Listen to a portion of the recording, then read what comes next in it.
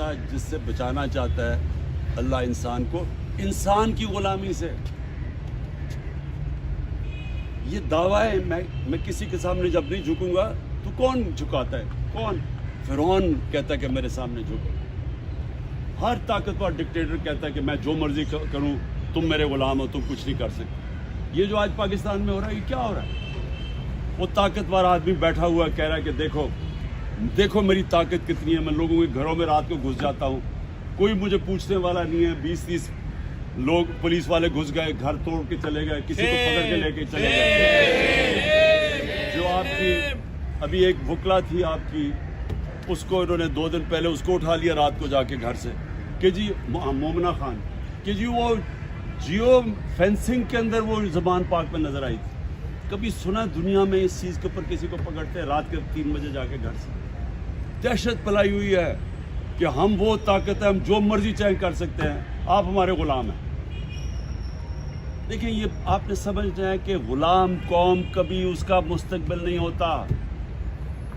غلام صرف اچھے غلام بن سکتے ہیں, غلاموں کی کبھی پرواز اوپر نہیں ہوتی.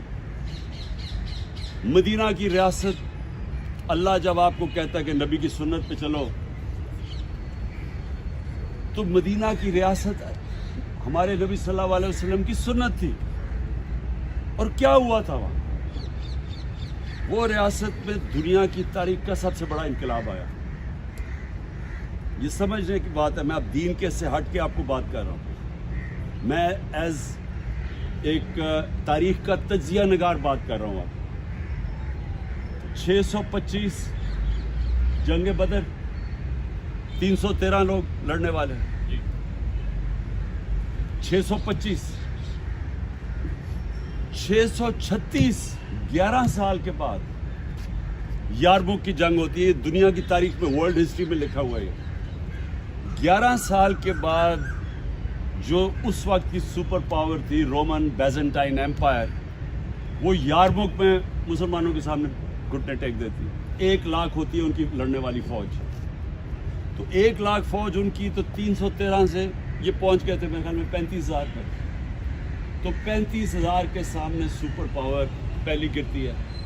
اور اگلے سال قدسیہ میں جو دوسری سپر پاور ہے وہ ان کے سامنے گر جاتی ہے. 11 اور 12 سالوں کے اندر 2 سپر پاورز گرتی ہیں. اب ذرا یہ سوچیں کہ وہ کیا انقلاب آیا تھا. وہی لوگ تھے, وہی عرب تھے جن کو کوئی پوچھتا ہی نہیں تھا. تو وہ کیسے ایک اتنا بڑا انقلاب آیا کہ وہ ورلڈ ہسٹری کہتی ہے کہ ایک دم دنیا کی تاریخ بدل گئی. اگلے 700 سال تک دنیا کی سپر پاور بنے رہے. تو یہ میں آپ کو صرف اس لیے بتا رہا ہوں کہ انہوں نے سب سے پہلا کام انسانوں کو آزاد کیا تھا, اور آزادی سب سے پہلی دی تھی. یہ جو آپ کہتے ہیں نا بت توڑے تھے, بت جو توڑے تھے وہ تو ایک تو کعبہ میں بت توڑے تھے, وہ دوسرے بت بھی توڑ دیے تھے کہ ہر انسان قانون کے سامنے ایک برابر ہے. ایک حضرت عمر کے دور میں واقعہ ہوتا ہے, ایک شہزادہ مسلمان ہو جاتا ہے, طواف کر رہے ہوتے ہیں خانہ کعبہ کا, ایک غلام کا پیر آ جاتا ہے اس شہزادے کی اس کے اوپر چوغے پہ, وہ اس کو مارتا ہے.